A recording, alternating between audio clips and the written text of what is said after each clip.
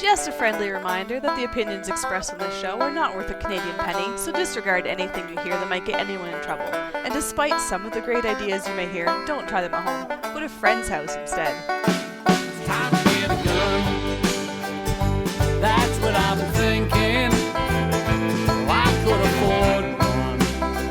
And if I did just a little less drinking, time to put something between me and the sun. When the talking is over, it's time to get a gun. Hey everybody, welcome to Slamfire Radio, episode 354 for May 14th, 2020. I'm one of your hosts, Kelly Lynn. I am Adriel Michaud. Hey, Random Dave. I was muted. And I'm Trying on not mute. to feedback here. And I'm Random Dave, who is muted. Awesome. The world is happier. That you're unmuted, yes. And that you're here. And we're missing Aw. Trevor, though. And that's okay because no one cares. You care. I care. Aw, Trevor, if you're listening, I care. Everybody else doesn't. Trevor- but I do. Trevor is our favorite listener. Is he listening right now? Shut up. He will be. I don't know. Oh, good. No one Okay. cares. Okay. Why don't we talk about what we did in guns this week? What we did in guns this week is brought to you by the Calgary Shooting Centre. It's Canada's premier firearms retailer. Right now, they have the Remington 5970 Mags in stock for $29 whole dollars. That is amazing. I hope they have a lot. Do they have a lot? Yep. These are the 597 mags. Those are the all black ones, which I think are the ones that feed better. Yeah, So the if you metal got one ones. of them, if you have one of those mag adapters for the 1022, Mhm. this is the one you want. Ooh, good point. I should go buy an adapter because I don't own a 597. But you own a 1022? I do own a 1022. You should get that adapter. Put a, and put a scope on it like 4 months ago. I haven't shot it. Should get around to doing that. Well, since you can't shoot your AR, guess what you can shoot now? Next I Maple Seed. Did Guess I what I'm just showing up rub with? salt in that wound? Yes, I did, didn't I? I'm shooting the next Maple Seed with the Tavor. Not that I own a Tavor, so any of our RCMP listeners, I sold this yesterday. Yeah. Okay. Well, since Trevor's not here, Adriel, why don't you tell us what you did in guns this week? I didn't do anything. I already told you guys about all the Nice. other stuff, right? Yeah, that was last weekend where I shot the M1 Garand and shot some Gophers, and I am stripping some guns. I'm stripping That's some nice. guns now, because there's some like look at this nice little blue trigger in there. That can't go in a crusher. I got to use that for something, so I'm gonna take that out and I'm gonna put some piece of crap stock trigger that I got in a throw bin a over here. Crappy trigger in it. Yeah, or Yeah, it's it'll fine. look like it's functional, but it'll be really terrible. And, Okay. Put that piece of metal in there. yeah. No, I have worse. I have a WK 180 trigger, one of the factory ones. Those are terrible. Like I like the rifle, but like change the trigger out on it, and so I gotta take that Gucci trigger. I gotta take this grip off and put like some crappy A2 or nothing, maybe nothing. Not that I have a 2 years anyway. What's that? In a year? Yes, You got yes. 2 years No, I mean, like, I will take the parts off right away because if I can put the parts on something and use it, fantastic.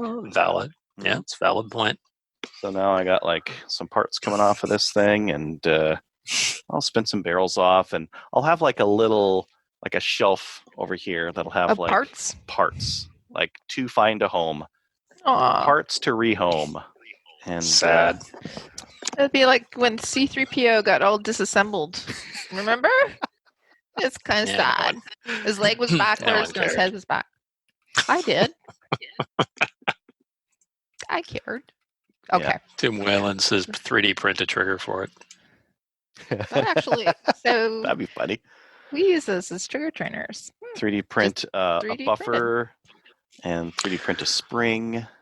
And Well, I'm kind of thinking if they're paying money for them, I may get a 3D printer 6 months ago and 3D print a whole bunch of lowers.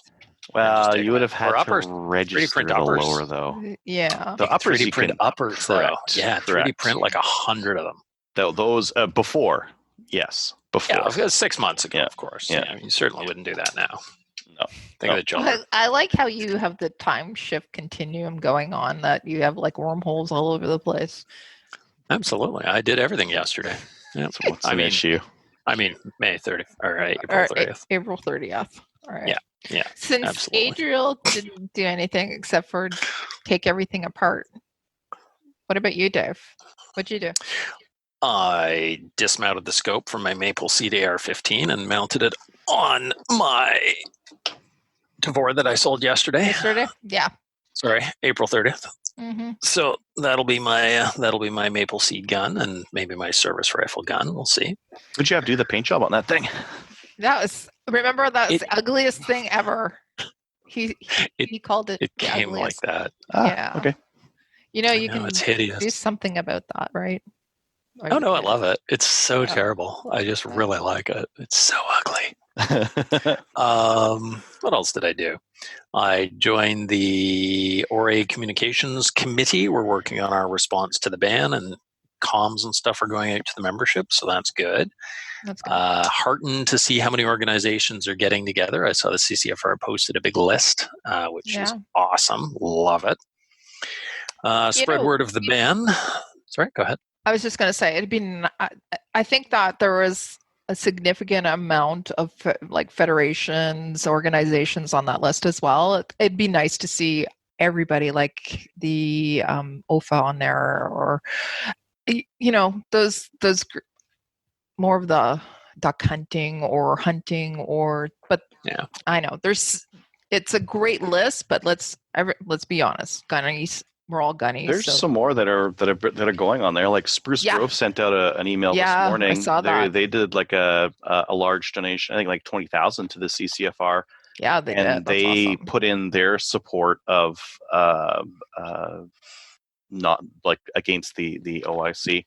So like that's a fish and game association. Yeah. It would be nice if more of them did the same thing, because it won't take too long before whoops.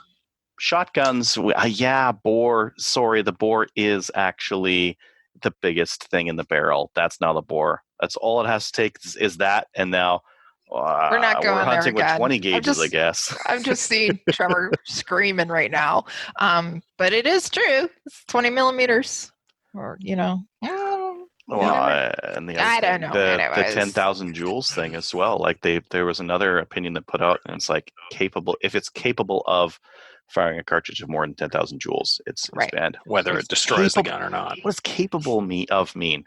Because to find out if a gun's capable of full automatic fire, they put a year of dicking around with it. And if you were to follow that 12 gauge from Hell guy on YouTube, he reloads for 12 gauges and he makes like these ridiculous loads on them. He's well over 10,000 joules. That's just but he's crazy. Yeah. Still capable of, because if capable of is like, well, we perform origami with coat hangers and we stick popsicle sticks in weird spots. It's like, if that is capable of, yeah. So in any of the rounds that are near that, right? Like what was the one, the 375 JTAC? Like, I don't know. I was looking at the rounds for it, and I mean, somebody's probably come up with something that's over 10K. It seems to be just under. I thought they banned anything that ran to 375 JTAC, even though it wasn't even at 10,000 with commercial loadings. Yep. Exactly, but I guess you could put pistol powder in it. There, you're over 10,000. No, I'm saying they banned all the rifles with 375 JTAC, even though it's under the limit. Exactly. They already did that. But what I'm saying is that it's, that's you're capable of, right? Yeah. Okay. Are we done with capable of? We're done with capable of. Okay. So spreading word of the ban, getting people to sign up and join orgs. Join the Conservative Party, which is the first time in my entire life I have ever joined a political party. So thank you, Liberals. You drove me to the Conservatives, whom I'm not a particularly huge fan of, but everybody else is like crazy lefties. So that's closest to maybe saving our hobby. So yeah, thanks, guys. Everyone else is anti-gun.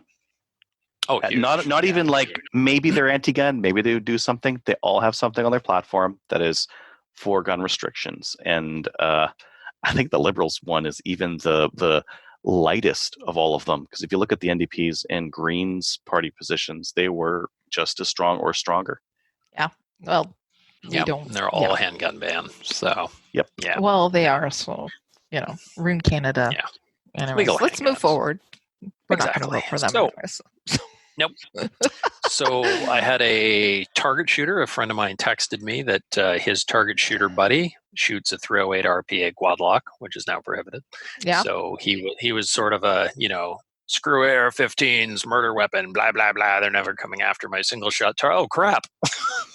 Wait a minute. And he was mentioning that particular rifle is apparently quite popular in the target shooting community. So surprise, guys, you're on our side now. How's it feel? Yeah. Sucks to be you, but lame. Super lame. I think Dave. I think the what you're describing is misery loves company. I think that's what we're saying here. It is. What? I don't like to see anything banned, of course, and it's stupid. The whole thing is absolutely ridiculous. But there is some hilarity in just seeing somebody who's like, AR-15 suck. They'll never. Oh crap! My stuff is banned too. Wait, now I care. Oh my goodness! Yes. So that's kind of funny. Yeah. And on that note, not really something I've done, but I have been. I've kind of been nagging people on my timeline and other places. If you're a gun owner and you're talking about the gun ban, please don't be online acting like a complete tool and calling people names and you don't know about guns, you're an effing idiot. How about educating people? How about being polite? Yeah. Be a good spokesman. Don't be the stereotype. The drunken redneck, blah, blah, blah, be the guy in the suit that shows up to a meeting is like, well, actually, here's the facts, and here's why it doesn't work, and here's how it affects me personally. Go do this, go do that. Here's why it's silly. Just be a good spokesman. I mean, it's fun to say Justin Trudeau's an idiot and yada, yada, yada. You don't get any points. It's super easy, and it's not going to get anybody on your side or educate anybody. So please stop that. You're arguing not to convince the person you're arguing with. Frequently, you're arguing to convince the people who are watching the conversation. Yeah. Like if you talk about Reddit and Facebook and that kind of thing, 90% of the people just lurk and never comment on anything. They're 10%. the ones that are sitting there with their popcorn and eating the show and watching the show. But it's the people. That's why I've been posting like crazy, but I leave it on there so people can actually see and make decisions for themselves and see that people who are gun owners are articulate, have some great comments and can back things up, and then also I see other people who are reacting to it from an emotional point of view. I have people who are the spectrum and that are friends with me, I haven't unfriended a lot of people recently, but I've unfriended a couple just because I'm just, it's been, I've unfriended two. That's it. Oh, I think I maybe had two left. No, that's my last nerve. But I've only had to unfriend two because it's just, I'm not going to put up with people being abusive towards me or other people, but that's that. But anyways, it's a good idea just to actually talk about it. And again, don't hide. No. People are saying you're not allowed to take photos. So if you're shooting or anything like that, not post them on Facebook or social media, screw that. Post it. Show some women or show some kids shooting because it's what we do. I'm no longer hiding. Okay, I'm getting off my soapbox and you can continue, Dave. Sorry. I'm the exact same way. I used to not really tell people what I did, and then I realized this doesn't do a damn bit of good. And that's never worked for any group. Like you look at LGBTQT. 2S, whatever it is these days, groups they're not hiding. They're like, screw you, we're in your face, go to hell, we're here, live with it. And that's what works, because again, once you know those people, they're just people. Like they're not some hidden group that's scary. Surprisingly enough, a lot of them are gunnies too. So, and people are saying that they're not. No, absolutely total opposite. So just you're gonna get it. 10% of people in Canada shoot, 5% or something like that have a license. So you're going to have that in every group. I suggest everybody get a license when COVID's all over. Absolutely. Pew pew. Guns are fun. Come shoot guns. We like guns. We do. We want to keep them though. Yeah. Right. Exactly. And have fun with them. Okay. What'd you do, Kelly? Not much. But one thing that I did, I also first time ever joined a political party. I am now a proud member of the Conservative Party, and I don't think anybody's ever seen that ever coming, but it did happen. So I'm going to vote, and just to actually, this isn't a political podcast, but just my 2 cents in, if you are voting for a party that is never going to get in, you're wasting your vote. So stop splitting the votes and put your vote where it counts. That's all. That's all I have to say. Vote strategically? Yeah, because guess what? If you think that, don't waste it on somebody who's not going to get in, because we're screwed. If you're talking about specifically the federal Conservative leadership race.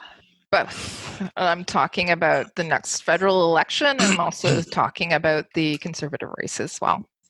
So I was a Conservative member party. I am not anymore. I won't be in the future, but I'll vote for them because they will. They're the only party that has a chance of winning that will also absolutely not touch my guns. Who's the most electable person out there? Because I care less about which Conservative member has which gun policy. I care more about who's going to beat Justin. To be honest, at this point, none of these guys are. So who has the best chance at beating Justin? It's a 2-horse race, basically. And I don't know if they're necessarily the best choices for us. Actually, I know that.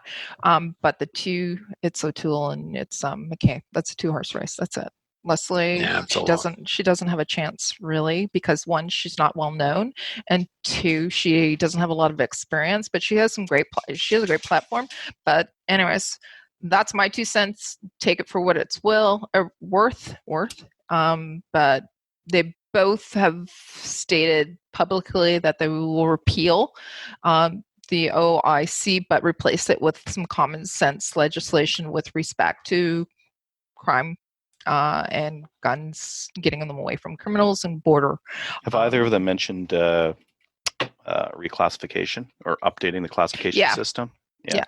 Yeah. That should have been done when they did the LGR. When they did that, and they should have also said, okay, and this classification thing we have is really complicated, and it's we have a database of guns because some of them are banned, some of them aren't banned. The rules are all over the place. It would have been cool if during their 8-year reign they had decided to put something in there to fix that classification. Because now it's going back and forth on 858s and Swiss Arms, and now we've got this OIC, and we're going to repeal it and reverse it. It's just a mess. Just put in ridiculous classification language that makes sense. Yeah, and you have to have checks and balances as well. We know that, right? Well, so yes, but the problem with the checks and balances right now is that should you allow the RCMP to classify or not? Well, they're not they're a policing body. They shouldn't really be responsible for this. Do you let the legislators do it? Well, they're even dumber. The RCMP firearms lab is incompetent. Politicians are more incompetent. Although some of them are gunnies, and I like you guys, Bill. But you guys did declare that the Blaze 47 was an AK-47 derivative. Exactly. So can't be that good. The classification system needs to be fixed. Totally. Yeah, we know that. It's a gun.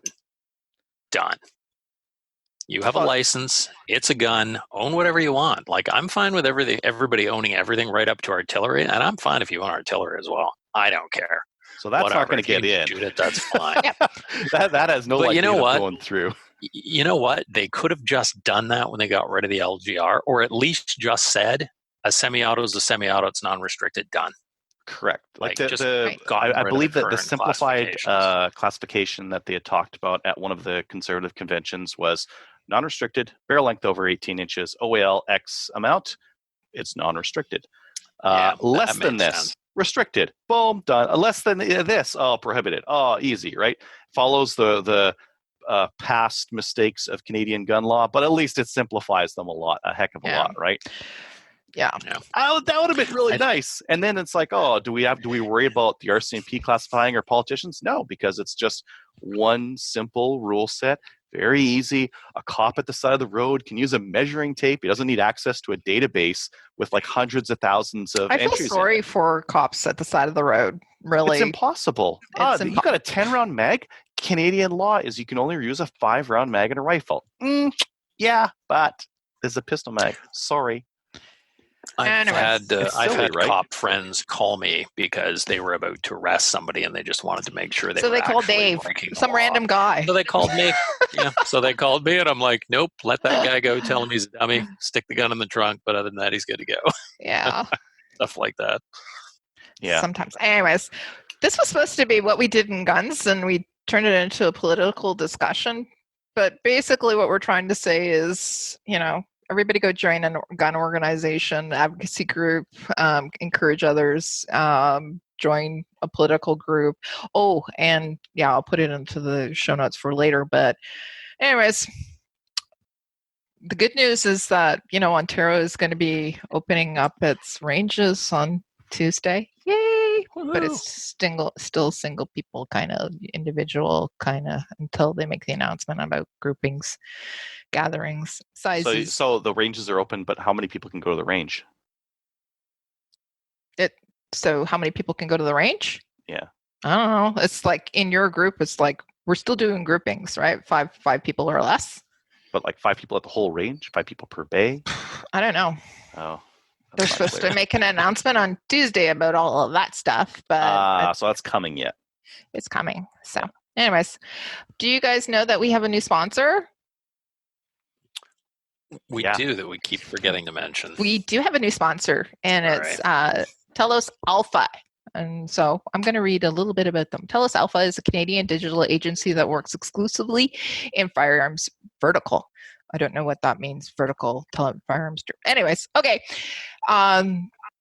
They help them with... A digital agency is like an agency that helps companies with digitizing, digital transformation, marketing, advertising, and they work just in the firearms vertical, so they're specialized. Right.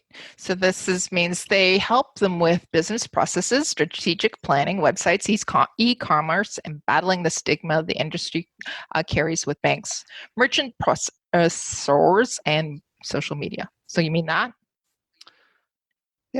Yeah, but focus on firearms. Well, I mean, it would be hard, right? Can you run a gun website on Shopify? Shopify is the most popular e-commerce platform in Edmonton. No, you can't. So what do you run it on? Right. So they're actually helping. They're helping with that. Their mission statement is empower and enable our clients to grow, thrive, and access to their maximum contribution in the firearms industry. Underscores everything they do. They are firearms enthusiasts, gunnies, and understand the firearms culture. They hold open webinars to help any firearm business get the edge and succeed, and are involved in the industry at all levels. They're committed to the success and growth of the firearms community, culture, and lifestyle in Canada and the United States. Love it. Yeah, you can actually visit them on both Facebook as well as telosalpha.com to learn more about them. So if you are a business or even a gunny and want to know more about it, go and visit them. I see they worked with Gothic Line Armories. We ran into those guys at the charity shoot in Alberta. Super nice guys. There's a ton of one of the things that, like, there's actually a lot of digital marketing agencies that are anti-gun. Yeah, I know. It is a thing. So, and the other thing is that there's so much. Can you run a Google Ads campaign for firearms sales? No, you can't. No. And Facebook, you can't do it as well. But they're actually But you can do organic as long as you're not suggesting that Facebook promotes it. It's like it's dicey. Like there's some rules around doing this, and just a random agency that would try to do this would probably have some pretty substantial missteps as they learn the industry. So like that's like the idea of a agency that's focused on just that would probably carry a lot of vertical knowledge in there. Yeah, great people Save you too, some by the time and way. money. Fantastic. So check them out. Yeah. And we just wanted to say thanks for coming on board and sponsoring us as well. So thanks for doing that. Absolutely. Upcoming events. Right now, Canada's still closed down. However, as I said, we're starting to look like we're opening up a little bit. So maybe we'll be populating that soon. Maybe I don't know. RPS in Sherwood Park was talking about potentially getting some stuff going. The 3-gun guys local to me are talking about like scheduling some stuff. 3-gun? You mean 2-gun? 3-gun. And people keep saying that. Whoa, what are you going to do now that 3-gun's toast? It's like nothing. I have a gun in my safe. I'm good to go. I could go shoot a 3-gun tomorrow if I wanted to. Okay. Well, fine. You can do it, but other people can't. All right. No, other people are screwed. Other people are like, I will need to borrow a rifle or something like that. We actually ran a poll on Chad's 3-gun. It's like, hey, what do you guys have? Do you guys have like an SKS or like what other options do you guys have? Because my God, SKS. It's gonna be fantastic. Because that's what you got. I know. If you've got an AR that's like $3,000 and now you can't use that, and you've like, what's your backup? Is it a 22? Is it an SKS? Is it a WK? Is it an MS? Like what do you got? I know. Yeah. Anyways, if you or your range or anybody that you know, organization, have events that are coming up, you can email them to us at slamfireradio@gmail.com. We can populate it for you, and we can tell our listeners all about it. So why don't we move on to the news? Adriel, what's going on in the news? Oh, hey. You remember when this mass shooting happened in Nova Scotia, and we're like, you know what? There would have been red flags, and someone didn't tell the cops. Yeah. We were wrong. We were so wrong. Someone did tell the cops. Not only were there red flags, they did tell the cops too, and the cops chose not to investigate. We knew that there was actually red flags, though. Shocking that somebody does something crazy. Yeah. So specifically, someone had warned the RCMP, hey, I saw the perpetrator beating up his girlfriend multiple times, and I've also seen his illegal firearms. And they said, well, unless the wife charges him or the girlfriend charges him, we can't do anything. And that was that. So they chose not to investigate the illegal firearms. And I speculating, but I really, really wonder if he was buddies with some of the local cops. Just speculating, but it's not. I don't even think it's speculating, because what that lady mentioned is that afterwards he was a lot more aggressive at her and angry at her. I think someone told a small community, 100 people. Yeah. I bet someone told him, hey, so and so was complaining to the cops about you. And it got to the point where they moved.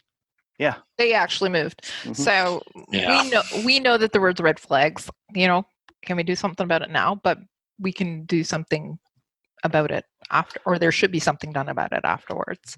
Let's be real. Like, if somebody says this guy has guns and he's not allowed to have them, well, they should be looking into normally, that. I mean, and like you have a charter right against unreasonable search and seizure.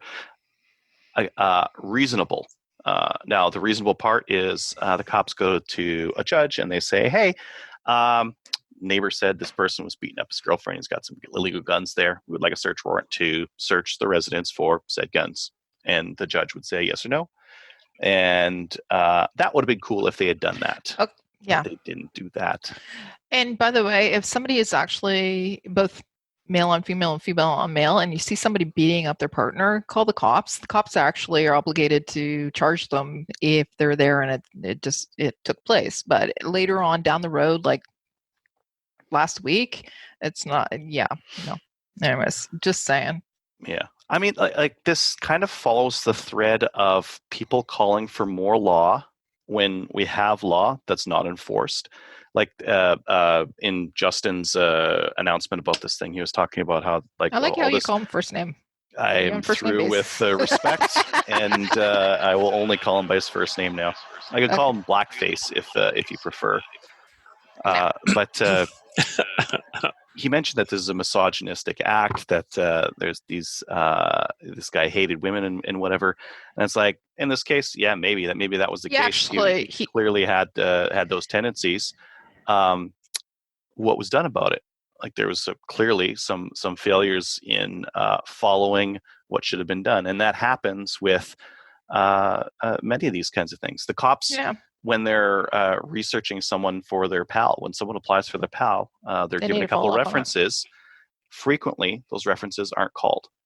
So, should you increase the amount of time that they can go back in someone's history, or should you call the references and do? You should call the references. Work. Provide the money to actually staff the position so that they can call those references. That's part of it. That's why things are falling through the cracks, right? And we say we have to provide these references, and we have to check. Our partners have to agree to it, but they still need to be able to do it. They have to do it. They still need to do the investigative work on the back end. And if they don't do that, it's not a failure of the law. It's a failure of the enforcement of the law. And that's the case with when we frequently see these issues where people with legal guns and PALs get through the cracks. Never mind illegal, where they just drive them across the border. It's like a denturist driving illegal guns across the border. You've got a bigger problem in front of you. Okay. Agreed. Yeah. But what we know is sucks, man. Okay. This next story, I wanted to put it in here because Canada Post recently made a change where if you asked for signature required, which is part of sending a firearm legally in Canada, they weren't actually asking for a signature, and they were just dumping them at people's doors. One of them got stolen. Savage 99 was stolen from a Penticton man's house. He said he did not hear a knock on his door. He was home the whole time, and the gun was gone by the time he went and checked for it. So I've had 2 packages from Canada Post arrive lately, and by the time I got to the door, they were long gone. In one case, I discovered it hours and hours later because I didn't hear them. Yeah, they're supposed to ring the doorbell, and they're usually pretty good about it in my neighborhood. But every once in a while, nope, there's just like a package in between the door. Now, have you guys heard what the blowback of this is? Yeah, I heard. Now, if you want to mail a firearm, Canada Post is like, oh, we don't know what to do. We have this like age verification thing where they have to see a license. So now you have to have that if you want to mail a firearm. You have to do, and guess what? That's not something you can just get by like going down to the post office. You have to do that yourself, and you have to have a small business account to do that. Yes, they want a small business account now to do it as well. Well, why don't they just follow their damn rules? I paid for a signature. Give me a signature. At least if you're going to verify for a signature, take a picture of the person that opened the door. I don't know. Like you look at like Amazon is like they pull out their phone and like click. I take a picture of the stupid package on your doorstep. Peace. Like do something like that. Don't just like add these ridiculous things on top. Age verification. So okay, we sent it by Canada Post, and the reason is because Canada is such a huge country, and it's the one that is most available in the communities. There's but somebody said to combat this, use FedEx. Here's some of because it's excellent, but the reality is FedEx doesn't service all communities, right? What's their pricing like compared to Canada Post? Their pricing is a little bit more, but at least you get your gun.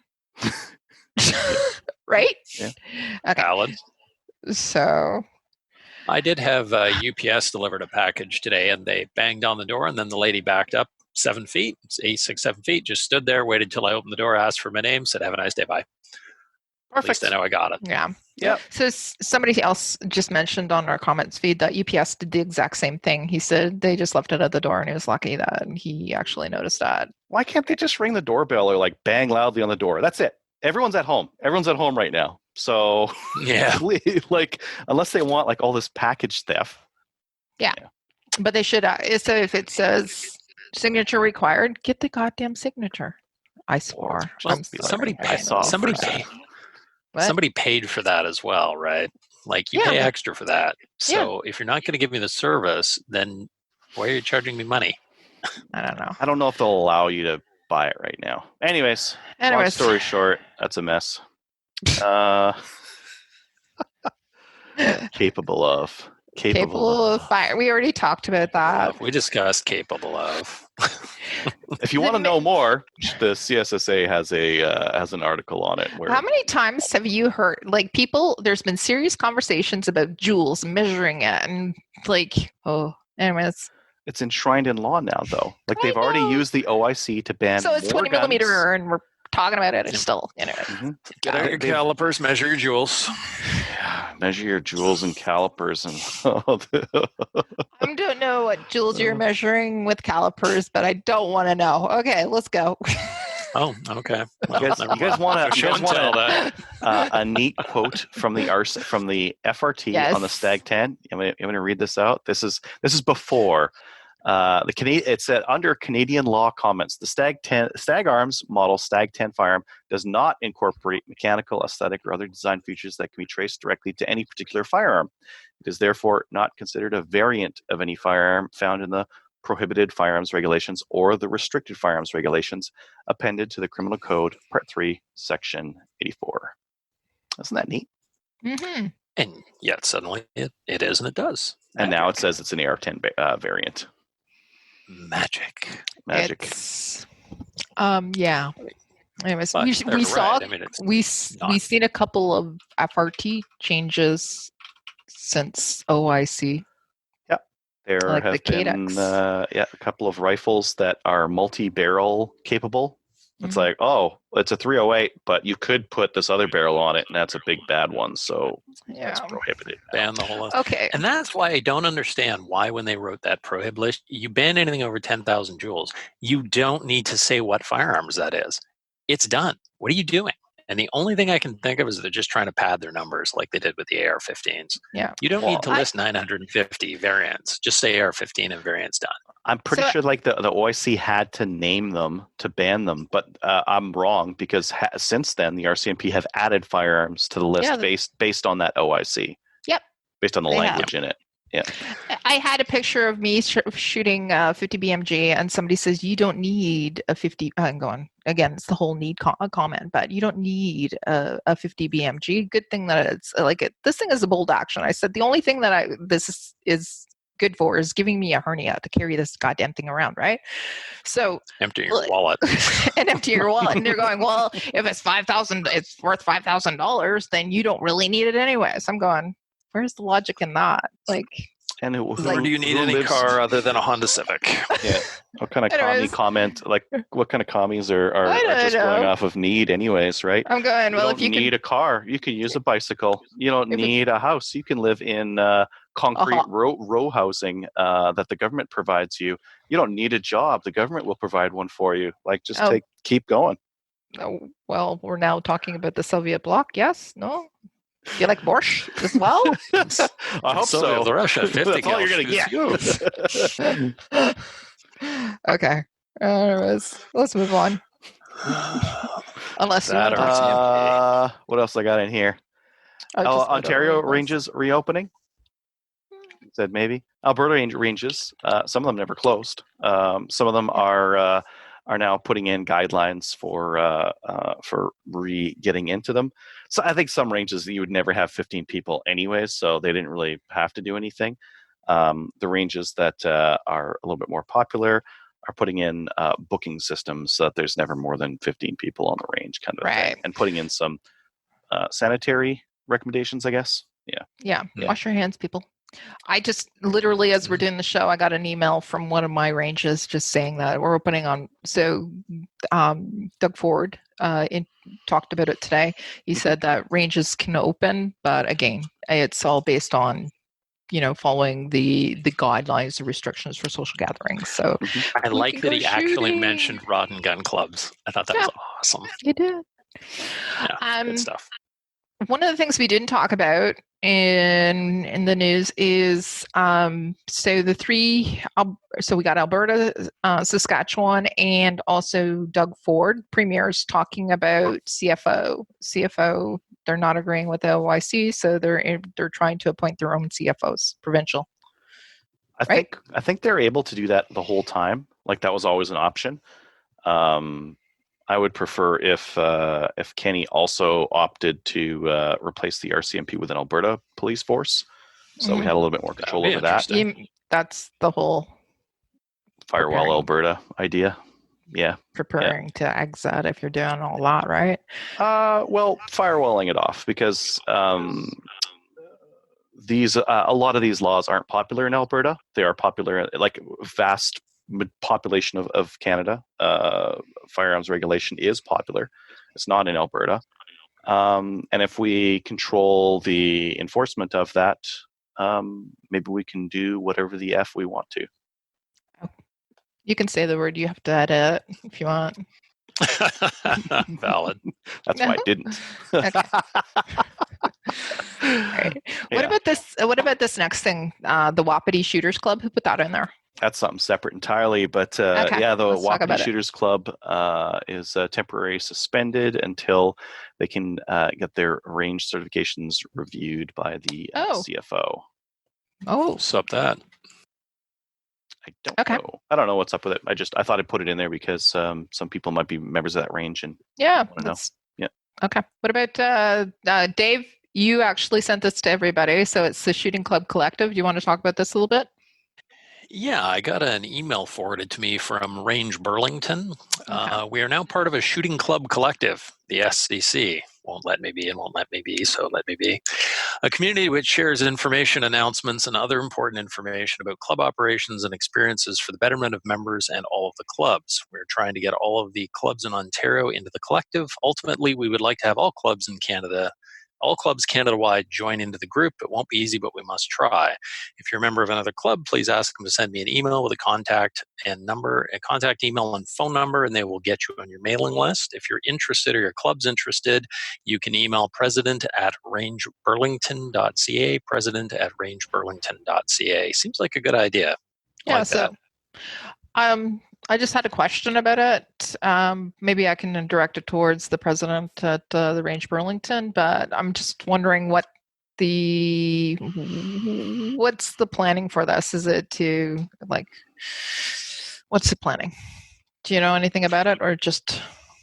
I don't. I emailed them. I haven't heard back from them. Okay. I'm going to see if I can get them on the show. Perfect. Awesome. Cool. Yeah. Okay. And that's it, I think, right? I got to call out one comment Doug mentioned in our comments here. Capable of a signature? Yeah. Oh, love it. Fully automatic. All right. Is it capable of a signature? It should be fine.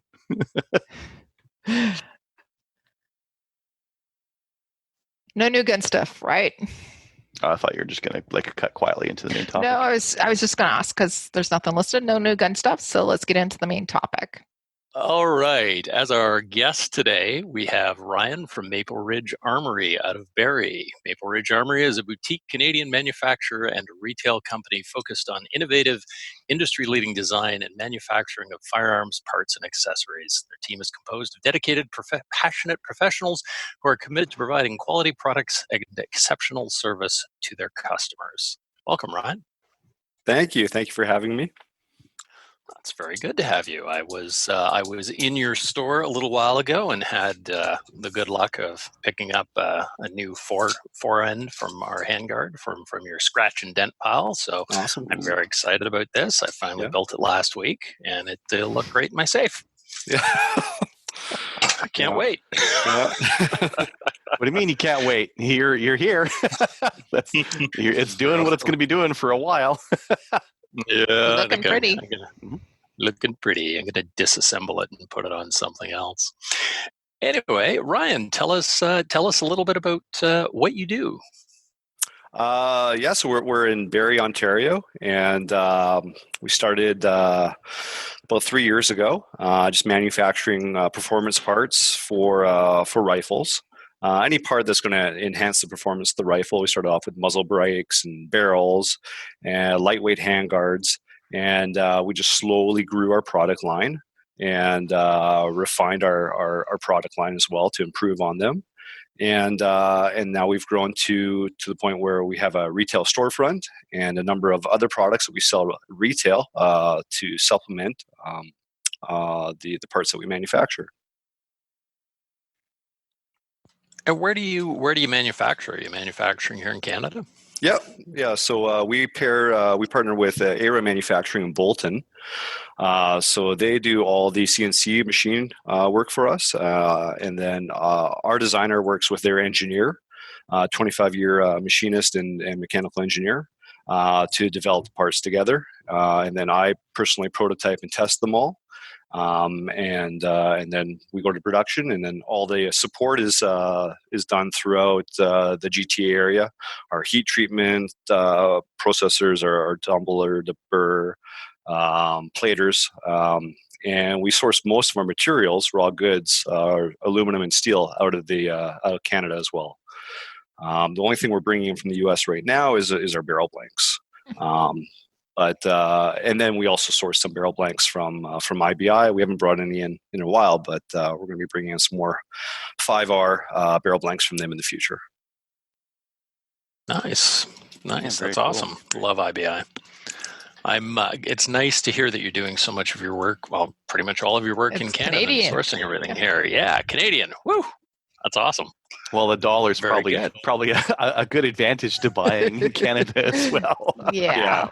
That's been helpful, and with the whole COVID thing and the Canadian dollar tanking, we've been able to keep our prices level. We haven't had to increase our cost to the customer. So Awesome. So it helps. And are you exporting a lot to the States, or where's your not yet. So we've set up a distributor tentatively, and we hope to start exporting to the States in October of this year. But we do export to Europe. Awesome. Okay. Yeah, awesome. I mean, one of the things that the guys at my 3-Gun Club really like about your forends specifically, I don't know what you guys are doing in the machining of them, but they're very soft on the hands. Mm-hmm. If you get like a cheap, like a Chinese forend or something like that, they've got very sharp edges on the cuts. These are all, I think they're all radiused. They're all radiused on all the sides there. So you can grab this thing, twist it, pull on it. It's never going to cut your hand due to a sharp edge on there, which is, again, something that's on some more inexpensive forends. I like your attachment for the barrel nut as well there. That's a super easy system to set up on there. There's some of them can be a pain in the butt to align, but this guy works really, really nicely. Yeah, and that's what we went with the round barrel nut. You don't have to time it to the gas tube. And I hate doing that. Yeah. I have another forend, and it uses like a standard barrel nut on it, and you have to use shims sometimes because you get it there and it's like, okay, now I need 30 to 80 foot-pounds somewhere in there. And it's like, nope, can't do it. Well, now put a shim on there, dial it off, put it back on. It's a pain in the butt. I hate that kind of stuff. Yeah, this was actually my first AR. Sorry, go ahead, Rob. That was your first AR? It was my first AR that I built, the first upper that I built, and I specifically chose your stuff because as Adriel mentioned, it's just sexy as crap. It's so nice to hold. It's the nicest forearm I've ever held other than some of the like it's equivalent to some of the really super high-end stuff as far as I'm concerned, like the Giselles and stuff like that, just the feel of it. Awesome. And, thank you. Yeah, it was so easy to put in. Like I was reading online about different forends, and I was talking to the guys at the store and how this one went on. I'm like, hell yeah, give me one of those. And it was stupid. Like it was ridiculous. I'm reading all these things like Adriel said about shimming and blah, blah, blah, blah, blah. Just spin it on, torque it done. Mm-hmm. Oh, okay. Well, yeah, so and we give you all the tools. We give you the crowfoot wrench and the hex key in there. So we give you all the tools other than the torque wrench, but everything you need to assemble it. Yeah. Yeah, torque wrench is a $20 trip to Princess Auto and off you go. Yeah. Yeah, and we actually got our V2. So that was our V1 and our X1. They're the ones with the cutout on the top so that you can use a larger objective scope and still keep it mounted really low. You don't need to have extra high rings. And that translates to a better cheek weld. You don't got like a chin weld. You got a cheek weld, right? And then for people who don't want to put a large objective but maybe want more rail space, we got our V2 and our X2, which have now a full-length rail on the top. I see. Yeah, they're still very lightweight. Like that's really good if you want to run like night vision or something like that on the front as well. Not that there's a point in doing that out here. I prefer no rail on the top just because it's not something I would need. But Yeah. Interesting. It's interesting to know, why you guys went with that. But I like that profile too. My other handguard was a lot wider, and this guy here, you can see how much it hugs the barrel and the gas block on there. And a thinner forend is much easier to kind of manhandle a little bit and like move around. So it's nicer than a big one. Yeah, you can get a really good purchase all around grip on it. But we tried to keep, so the inside diameter on that is 1.36 inches. So you can still fit like quite a few of those barrel shrouds that are on the market. Still sleeve inside there if you want that more recessed look. Yeah, you want that sexy like in handguard look to it. Nice. One question I had a technical question for you, Ron, since we're talking. When I look down this thing, so I've been reading a few things online. Oops, where is that? There it is. And I've been reading a few things just saying these really low profile handguards, there's sometimes when you fire it, the barrel flexes enough to actually, that the gas block will actually hit the handguard. Is there any truth to that whatsoever? Because, I read it on the internet. That would make sense theoretically, because you do have harmonics. The barrel does move when you fire it.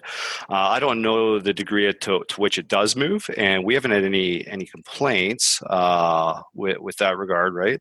And our guns are really, really accurate. The ones that we've shot ourselves, the shooters that we sponsor, they all say they're very, very accurate.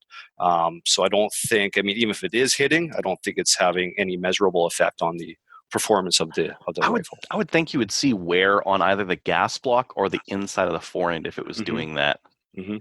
Yeah, that's what I thought too. But I don't know. It's hard to tell when you read on the internet, right? It's and I haven't seen any damage, and some of our guns we've sent thousands and thousands of rounds through them.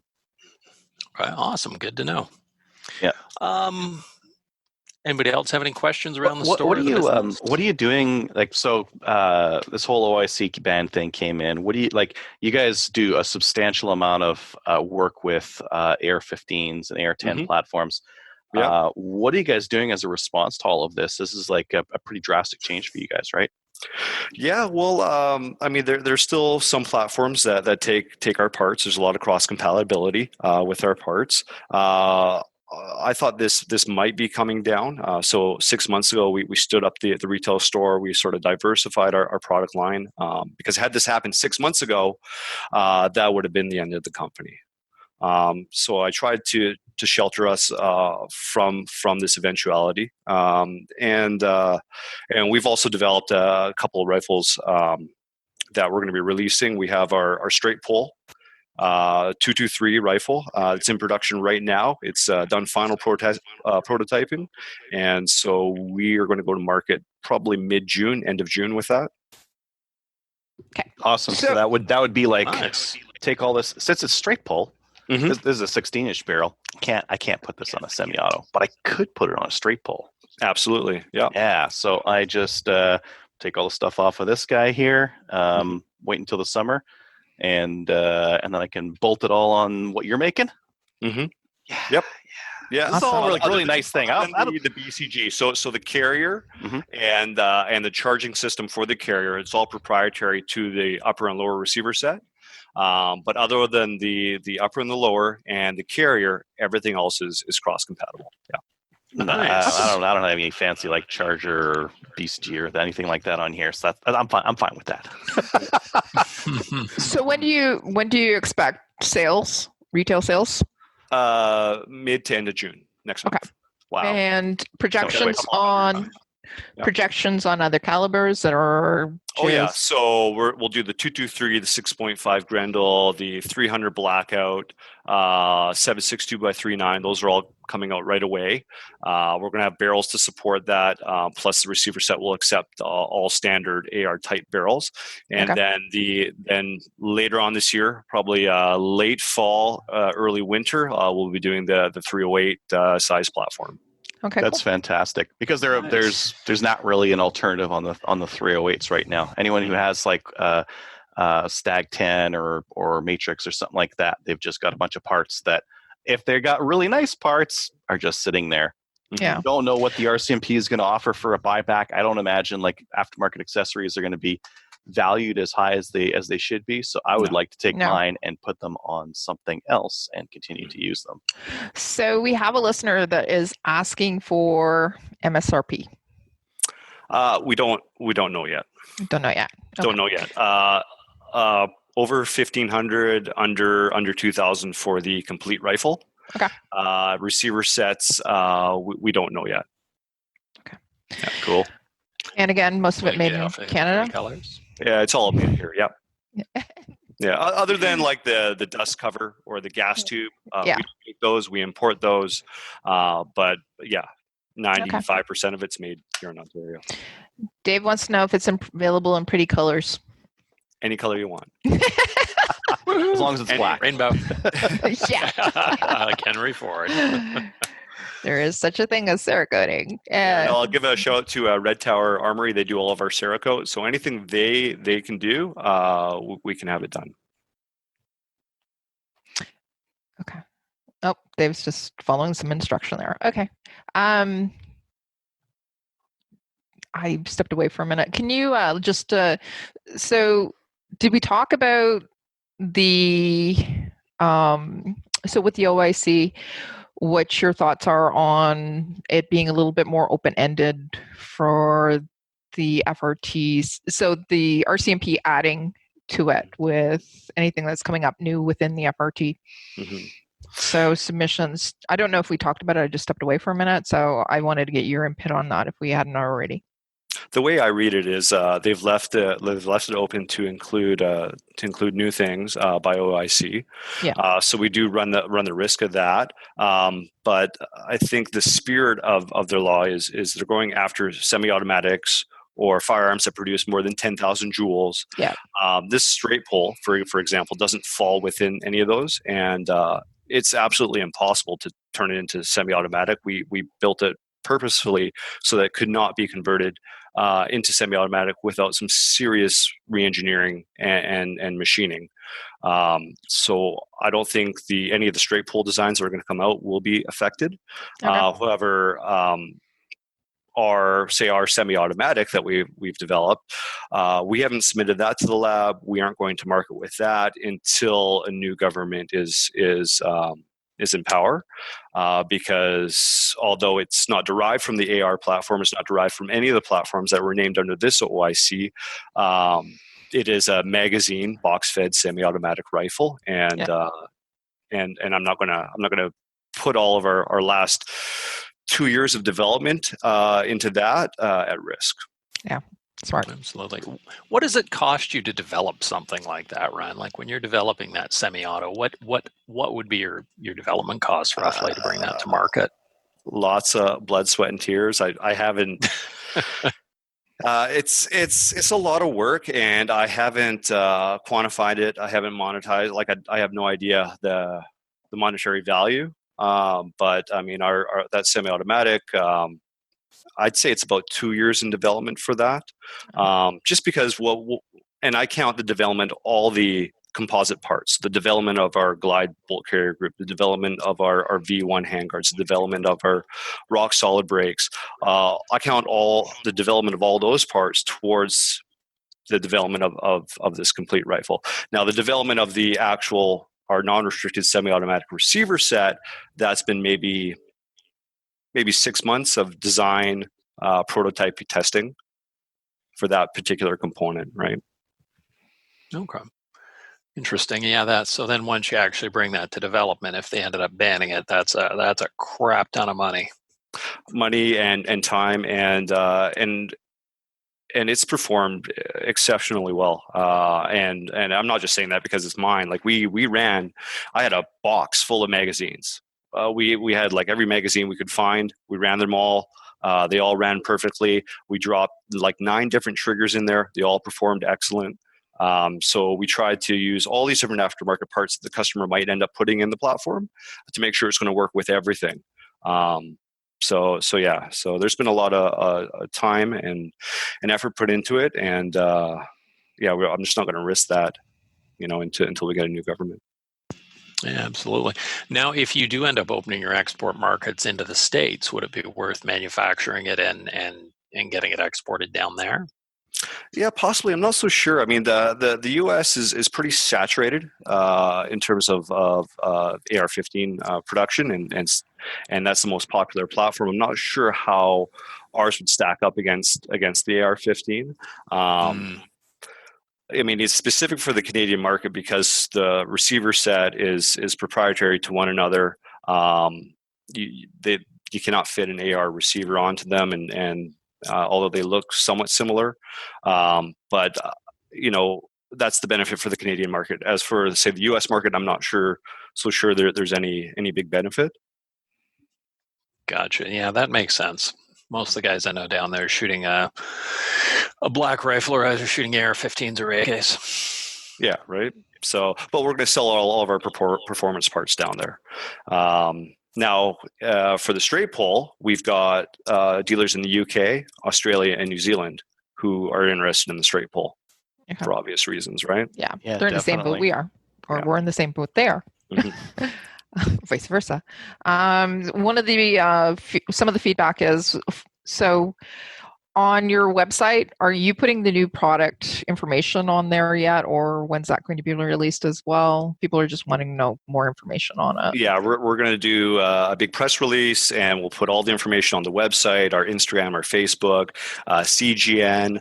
As soon as we've refined everything and we know exactly, how. Yeah, we got a few more details to iron out. Okay, cool. Awesome. Any other special projects or anything else that you wanted to mention to our listeners? Yeah, we got a bolt action. So it's a Remington 700 footprint. Nice. It takes Savage pre-fit barrels.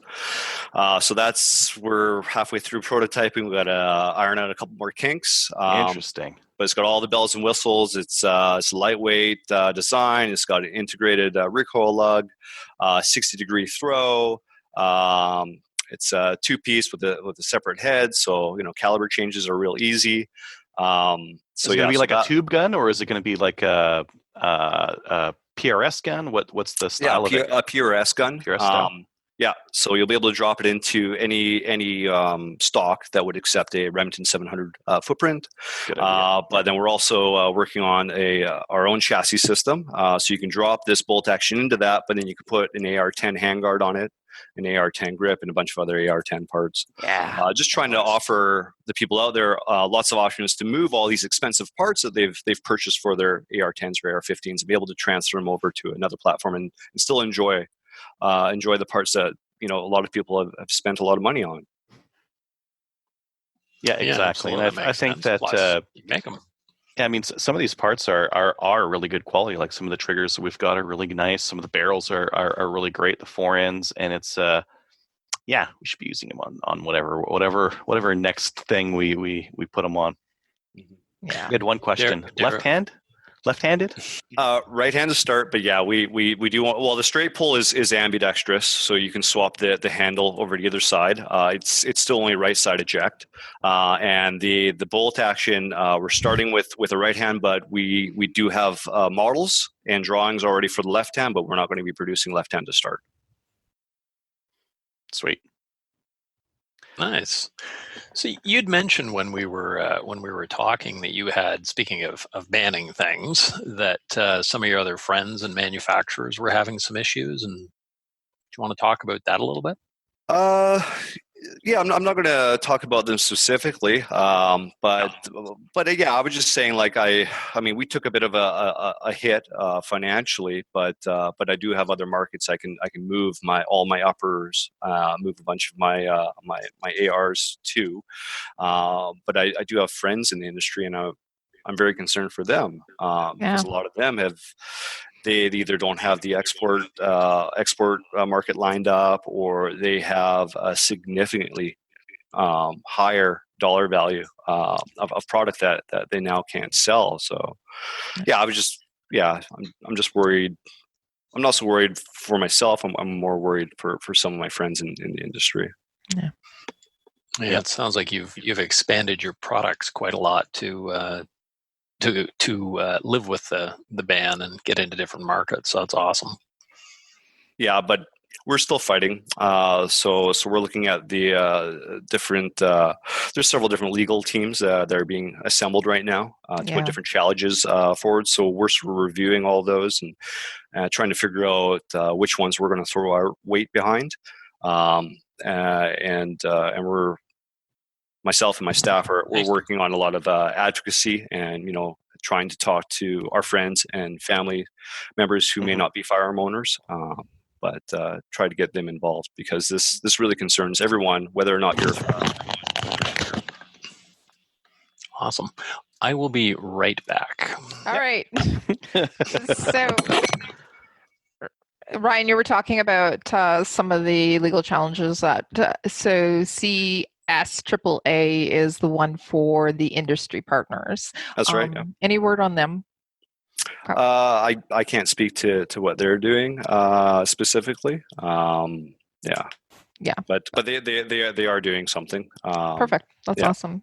Yeah. I think that we all have to agree that we all should be doing something about it because it's going to affect everybody. This isn't just. Well, I mean, even in the last week here, as they were talking more about the language used in it. Like capable of firing a cartridge that's 10,000 joules. It's like capable of. Capable of is also used in like capable of full auto. And what does capable of mean? The RCMP gets to dick with it for a year. And if they can like stick a popsicle stick or a coat hanger in there to make it full auto, it's like, oh, it's capable of full auto. It's dangerous. It's probably gonna take your hand at some point, but it's capable of it. So is the same thing going to apply for this 10,000 joules? It's like, well, that's the same language. Yeah. Oh, it doesn't cover it right now, but it's like I bet I wasn't around in the 90s when they were like when the bans on these kind of things came in, but I bet the same things were said about full autos and AR-15s, and that the language starts ambiguous and gets more restrictive after a while in terms of interpretation. Yes. Yeah. So somebody is asking specifically about the bolt guns. Are they going to be available in 22 LR, and so that people can actually use them as trainers, as well as things like CRPS or different things? We haven't developed a 22 LR yet. Not yet.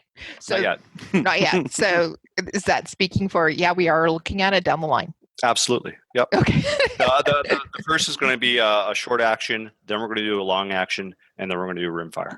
Perfect. It's funny. Like if you would have asked me 5 or 10 years ago, hey, would you buy like a $1,000 PRS looking 22 for like shooting a competition? I'm like, no, that's weird. No, but now that I've seen it, now I see what it's used for. It's like, oh, wait a minute. This is a thing. This is a thing that people do. Yeah, I get it now. Gopher gun too. Yeah. Yeah, it'd be a hell of a gopher gun, yeah. As long as you don't have to move around too much. Yeah, cool. Awesome. Right. Well, that was super helpful, Ryan, and thanks for coming on the show. It's definitely been a big help learning what you guys are up to, and I know that you guys support a bunch of three gunners and support competition shooting as well. So thank you guys for that as well. It's very much appreciated by the people on the ground. Yeah, well, great. Thanks for having me on, and yeah, I mean, the idea behind us sponsoring these events is we're trying to increase. I think it behooves us all to increase public awareness to show the public that there's some serious sporting uses for firearms, and it's a really strong and friendly community of great people, and I think we need to. I think the best thing we can do as the firearm community is to put ourselves on display in a very positive way to the general public. Yeah, definitely, absolutely. Well, don't need to hide anymore. Be proud. No.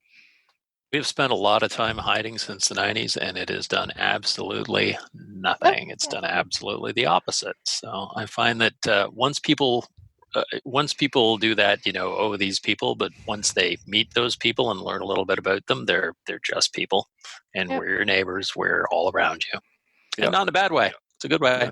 Yeah.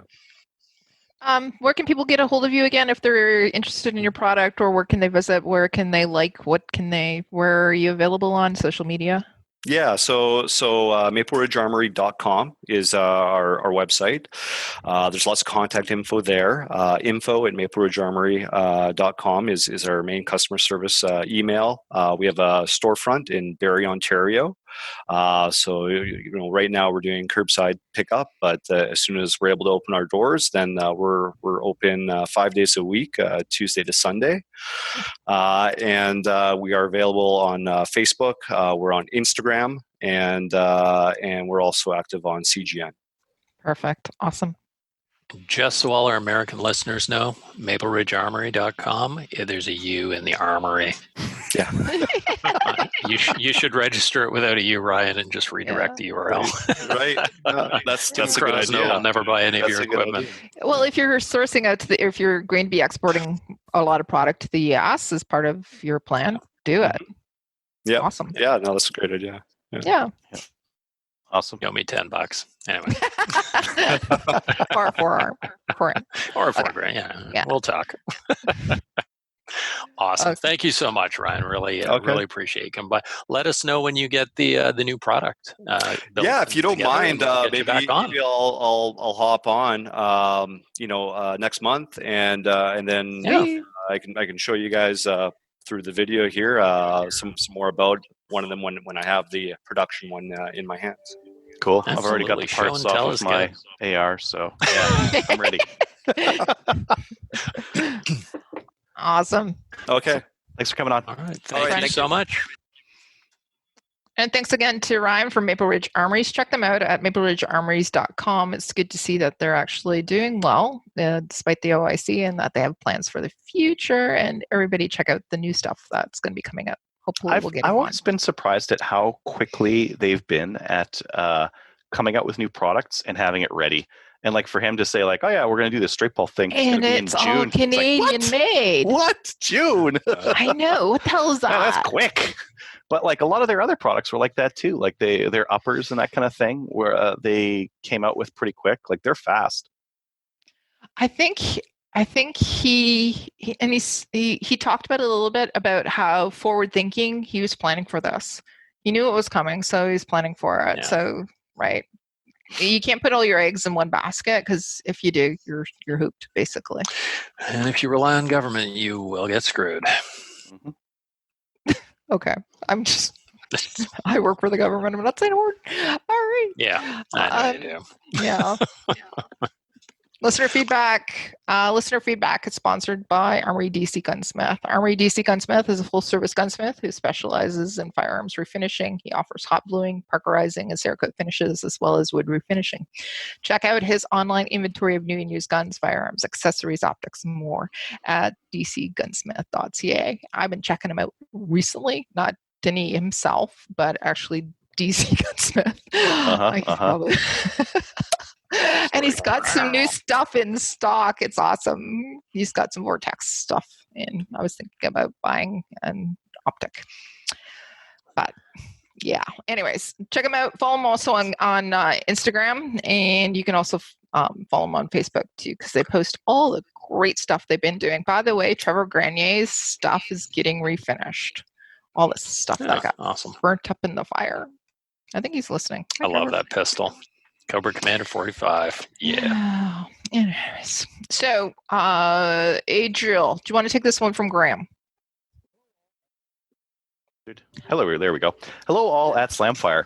I've been thinking about how AR uppers fit into the May 1st ban list and a couple of possible implications of their prohibition. I'm not a legal expert, but my understanding is that there are mechanisms that would allow an appropriate licensed individual to own a prohibited firearm, and the new regulation allows for the possibility of some form of grandfathering. This might allow those of us in possession of an AR or M14 to keep that prohibited firearm. Uppers, on the other hand, are not a firearm and are now classified as a prohibited device. As far as I know, and I may be wrong, there's no grandfathering of prohibited devices, such as 30-round centerfire rifle magazines or suppressors. Now uppers are prohibited devices. If a lower is a firearm and an upper is a device, what do you think is the likelihood that in 2 years we'll be able to keep our AR variants except for the upper? I can easily interpret the regulation this way. It's a pretty sneaky way of removing ARs completely. I also imagine that it's a lot tougher to do something like 3D printing an upper, given the forces that act on an upper. Ignoring the serial number and registration issue, if I wanted to disarm a populace, I'd take their uppers, not their lowers. It just seems like they'd be harder to replace them. Also, prior to May 1st, an upper was just a chunk of metal of a particular shape. There were no restrictions on them, and a child could own one. Now they are a prohibited device, hypothetically owned by any number of unlicensed individuals. How does the RCMP plan on communicating this ban to owners of uppers when they have no record of who owns them? Any person in the country could own any number of them as it stands. It's quite possible that I took off the uppers off all of my ARs and handed them out to strangers on the street near April 2020. And if so, that would have been perfectly legal. And if that was about 30 days ago, I suppose that I should let the registrar know that my registration should be changed to a lower receiver only. I don't believe that there are storage requirements for a prohibited device, so those strangers I gave the uppers to are probably using them for doorstops or something. Am I way off, or is this a mess? Well, let's. Do you want to? One thing at a time? They're likely going to send mail out to anyone who has an AR. That's easy enough. Yeah. And you're going to get the letter that says uppers and lowers. So there's their communicating out. They can't communicate out to all the owners of the non-restricted firearms. They don't know who they are. They mentioned that in the OIC that this is going to be a problem for them, and it's going to be a problem for them for any compensation as well, because they don't have a list of people with non-restricted, and it will be compensation would be based on voluntarily giving back the firearm. Mm-hmm. Notice what I said there. Yeah. Anyways, go ahead. In terms of 3D printing an upper, I mean, it's you can't really 3D print one because it won't handle the stress of that metal will. But there's not really a lot of stress in the upper either. Like the stress on an upper is the bolt locks into the barrel extension. There's stress there. There's stress on the latch. Other than that, this is just a tube to hold a BCG. And there's more stress in the buffer tube. The buffer tube has got a lot of stress in there. You have to, even with the plastic lowers, you have to use a metal buffer tube with them. I haven't seen any that use a plastic one. You just need something to hang on to that. Yeah, you could print rails. Yeah. Just like they do in some of the polymer pistols where you have metal rails that the slide rides on. You could do that. Or you could just get a metal mill, because honestly, those uppers are not very complicated. I'm pretty sure the ATI Omni hybrid is almost all plastic, and it just uses metal inserts in some of the different places. So the trigger on that thing's plastic. The lower's plastic, the upper's plastic with metal bits here and there. You would need metal to put your barrel nut on to interface with the upper, for example. Yeah. Anyways, we've also seen it the M&P 1522 is mostly plastic, right? And it's also on the prohibit list now too, by the way. So gotta prohibit those military grade assault weapon 22 LRs. Yeah. Yep. Okay. Dave's gonna pull his out. There you go. Yeah. Yep. I was going to go give it to some terrorists because they were interested in it, but hey, now it's prohibited, so I can't. Shucks. It's rough. Anyways. Okay. Please note for the RCMP listeners, I'm not serious. Show is for entertainment purposes only. We are. Yes. Don't give guns to terrorists, in case that wasn't clear. I'm pretty sure you agreed not to in your PAL exam somewhere. Pretty sure it was in there, yeah. If Kim Jong-un comes knocking, say no. I thought he was dead. No. Apparently not. Oh, no. Okay. Came back. No, he showed. It's like Weekend at Bernie's. Just trotting them out. Everything's fine, kids. Death to America. Apparently his sister is even worse than he was. Okay. Did we fire? She adds the cute in execution, apparently. I agree. Okay. Did we talk about everything? Yes, I think so. Quite possibly it's the uppers. Okay. I think we've talked about everything. All right. Am I way off, or is this a mess? No, it was very actually not a mess. We made it a mess, though. Okay. Dave, why don't you read, give us a little of Edmund's update here. We talked about it a little bit already, but can you give us, can you read Edmund's? Absolutely. Hi, guys and gal. That's you, Kelly. After reading this article, I couldn't believe how the Nova Scotia mass murder wasn't stopped years ago. There were multiple credible reports of illegal firearms owned by the killer, plus reports of domestic assault. Yet nothing was done to investigate him. Another article reported he had a prior assault conviction way back in 2002 for punching a 15-year-old boy in the back of the head. Combine that information with these new allegations from 2013, and I just can't see how he wasn't taken down. No new firearms ban will stop evil psychos like this denturist. Law enforcement could have intervened with the current laws, but failed to do so. Another interesting take from the article is the mass murderer knew who reported on him about beating his girlfriend and started stalking them. I have to wonder if the RCMP didn't want to investigate them. Why would they legally file a complaint against him? Edmund. Mm-hmm. Yeah, so we had already talked about this a little bit.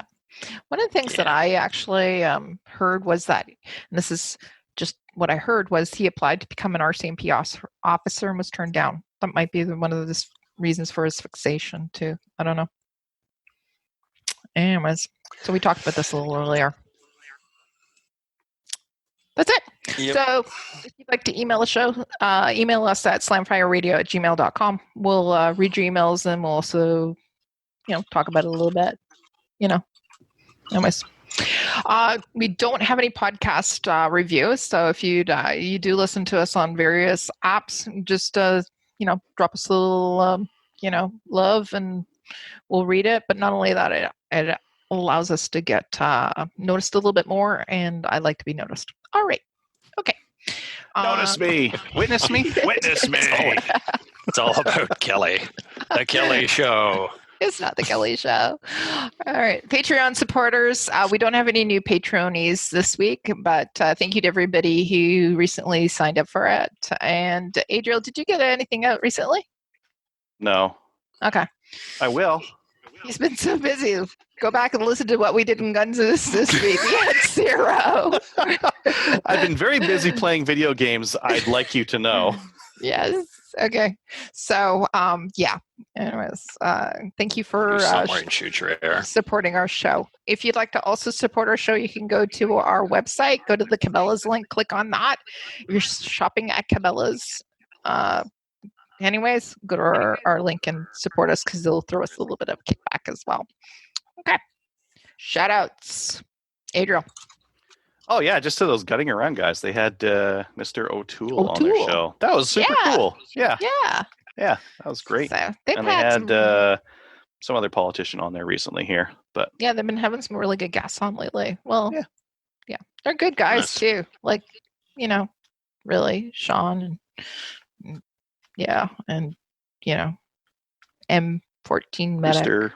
Who's John? I don't know if he wants us to give his real name and Rooster. They're really good guys. Not M14 Medic anymore. Now he's just Medic. Medic. Okay. Yeah. Dave, what about you? Do you got a shout out? A few of my friends that I see are listening tonight. So hello to Cheryl, one of my American friends. Hello to Ryan, and hello to Alex. Hi, everybody. And hello, Sean, who just joined. I'm enjoying the Tavor, which I sold a month ago. Thanks. All right, and I'd just like to say hi to everybody, especially our listeners who keep sending in comments, emails, as well as events and different things. Because of you guys, we can have a great show. So thanks for doing that. And Trevor, thanks for being a great listener. Okay. Our favorite listener. Our favorite listener. Mm-hmm. All right. Everybody, why don't you go out and join a National Firearms Association? We really recommend that you join the CCFR, send them a donation. You can join the other organizations as well, support them because they're right now trying to fight for us. Check us out on Gun Owners of Canada. It is one of the best forums out there. FYI, don't listen to Trevor from last week. We're having a lot of hits and a lot of people commenting on our posts there recently, even new people. Okay, like us on Facebook. We're at 2,473, which is beating the crap out of those orphanages. And yes, yeah, and Suck again, it. we recommend that you go out and talk to your city councilors now before they start to introduce the handgun bans, because there's going to be municipal governments that are looking to do that. So be proactive, people. That's it. And your city councilor is not beholden to a political party. They might actually not just send you a form letter that just gives you the party line. They might actually listen to you. Right. Be respectful. Yeah. Be polite. Don't be the stereotype. If And you go call see them in out person, on tie. their crap if they are, because they actually do work for you. Yep. All right. That's it. Everybody have a good night. See you soon. Maybe we'll put out new Bye, content everybody. soon. COVID Soonish. ish. Isn't this new content? We're talking More. about extra content. Aren't we Already Aren't we content. doing? Oh. Pandemic. Okay. Mm-hmm. Pandemic content. Okay. Night. Everyone. Bye, everybody. So if you have any comments or questions for the show, please send an email to slamfireradio@gmail.com. Now go grab a gun and shoot something. When the talking is over, it's time to get a gun.